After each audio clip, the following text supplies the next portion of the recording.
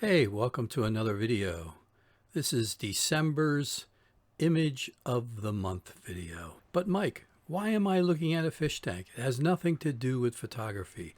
Au contraire, he says. It has a lot to do with this video and December's Image of the Month. And if you'll give me a moment, let me explain. When I first got that fish tank that you're looking at, obviously it didn't look like that. It was a bunch of rocks that were pretty much pure white, sand, water, lights. There was no bacteria, no algae, no fish, no snails, no coral, no anything. Just a bunch of white rocks. That was, I think, not quite 6 years ago when I started this tank. And then what happened was I had to develop an ecosystem, which is the reef tank that you see now. It didn't just grow overnight. And your skills in photography aren't going to just grow overnight. And your YouTube channel isn't just going to grow overnight.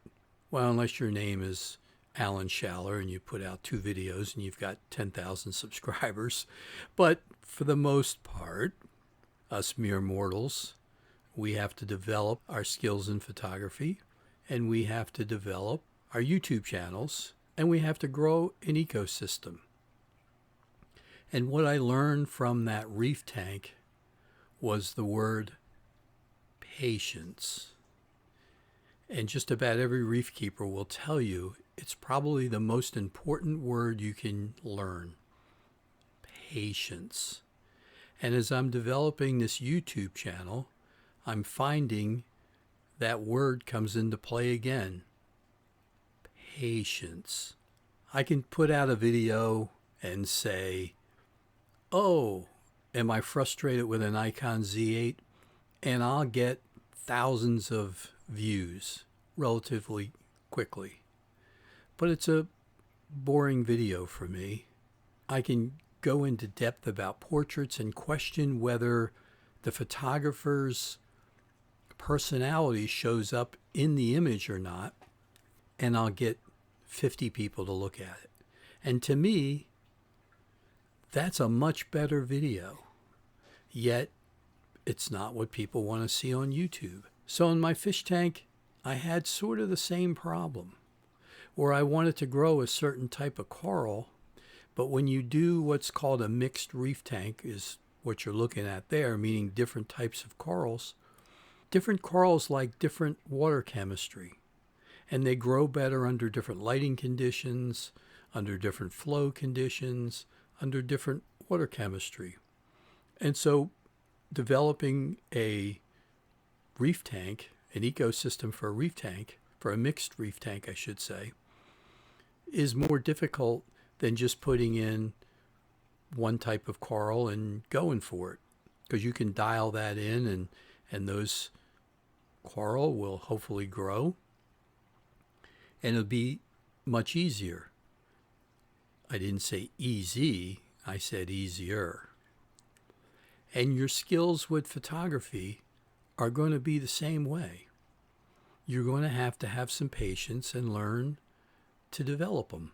And I didn't say it was easy, but it's certainly easier to say pick one genre and be really good at that genre, in my opinion, as opposed to say wanting to be a landscape photographer, a portrait photographer, a wildlife photographer, maybe shoot the occasional wedding. You have to have a wide range of knowledge. You have to have a wide range of lenses. And it's more difficult than just, say, being a portrait photographer. Didn't say it's easy to be a portrait photographer, especially a good one. You certainly have to have some skills, and you certainly have to learn and have patience. I'm just saying that the reef tank has probably taught me not only the word patience, but the understanding that not everything is the same.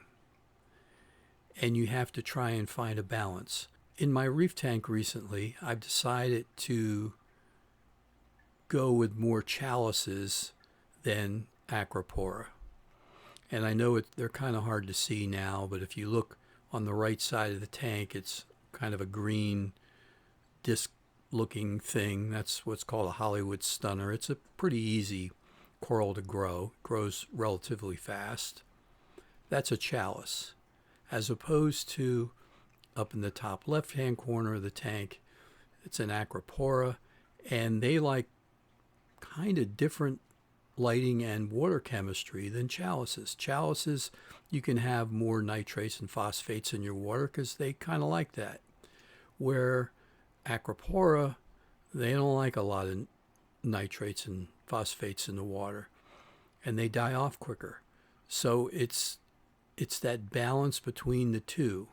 And I think photography's sort of the same way. You have to learn what it is you want to learn, and it might change. I used to shoot a lot of sports. Now I'm back to shooting more birds. I travel more now that I'm older and my kids are out of the house, and so I do more travel photography. So again, I need different lenses, which if you go and look at my last video, I talked about the different lenses that I use. Again, that's like a layup doing a video like that. People tune in and they're easy videos to make. When you want to really think about photography and talk about what it is you really need to learn, I don't know if it's people don't want to hear it, or maybe they don't have the patience for it. I don't know. So I had to decide myself, what type of YouTube channel do I want to have? And in the beginning, my initial thought was, I'm going to go out and take a picture, and then I'm going to show people how I process it. I did 2 or 3 of those videos and nobody watched them. Of course, it was a brand new YouTube channel, just like when I got that fish tank and it was just pure white rocks. Of course, no one's watching my channel because I didn't have any subscribers. Well, I couldn't even put a snail in that fish tank because there wasn't any bacteria. There wasn't any algae. Even snails would die. So I had to grow bacteria. I had to start somewheres, in other words. And with my new YouTube channel, it's the same way. And then I thought, well, I'll be like everybody else and just go to a location and take a picture, and there it is at the end of the video. And I will still occasionally do those kind of things because I think people enjoy seeing other parts of the world that maybe they can't get to or have never been to. I know a lot of people watch the British photographers because they go into the Lake District, or they go into Iceland and Scotland and sometimes Ireland. And I watch those videos for that reason. I like seeing that part of the world. And so I think maybe there's a few people out there who enjoy seeing South Florida. So I'm still going to do those videos from time to time. But then I also want to do videos like this where, I want other people to get involved. Now, I've been fortunate recently where I've had a few people contact me through my website or leave comments on my videos where they've been very nice to me. They've said some nice words, and I very much appreciate it. And the other thing I want to say is I've reached the hurdle of 500 subscribers. Doesn't do me a lot, but it means that the channel's progressing. So I'd like to thank you for that. Everybody that watches these videos, it's very much appreciated. And also I'd like to have a shout out to the 3 people whose images you're going to see here in just a moment. They've all reached out and they've decided they want to be a part of this project, at least for this month. There's one fellow who's done it 2 months now, and I'm hoping that other people are going to join in. Just contact me and I'll be happy to put your image up here. I'm going to do this once a month. Originally, I had intended to do it for 1 year. If enough people join in, maybe I'll extend it past a year. I don't know. Idea is that I'm trying to get more people involved to talk about photography, more than just watching a video and saying, hey, nice video, thanks for putting it up there, see ya, and then not liking, not subscribing, not watching the next video. That's not really my goal. I really am trying to build a little bit more of a community like that fish tank. It took a long time to put in some of those corals. I've had coral that have died off. Unfortunately, I've had fish that died off because I had gotten a marine disease in there that killed my fish. And that was just an awful couple of days for me to watch those poor fish die. It was horrible. And I'm sure with photography, you go on a trip and you come back and you did something wrong and your images don't come out.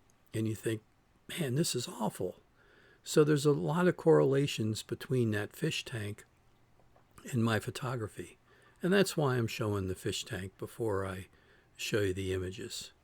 I hope that for the January image of the month, more people will join along. I'm certainly encouraging it, and I'm certainly hoping that the 3 people that have joined us for December will join us again in January. I think probably all 3 will, but I can't force them, obviously. I hope they do. So without further ado, I'm going to show you those 3 images right here, and then I'm going to show you mine at the end. And one of the reasons why I'm using this one at the end was because some people may like it, some people may not like it, but it shows a few different skills. It shows that I had to learn a little bit about infrared photography. I then had to learn about processing it. I had to learn about Photoshop and how to process things in Photoshop. There are some different filters on there. Some people might think I overdid it, and maybe I did, I don't know. But it just shows how things can progress even with your own photography, just like that fish tank. So anyway, here are the images. I hope you enjoy them. And thanks to the 3 guys that joined along. I hope you come along again. And until next time, hey, have happy holidays, Merry Christmas, Happy Hanukkah, Happy Kwanzaa, whatever it is you celebrate. And until next time, take good care.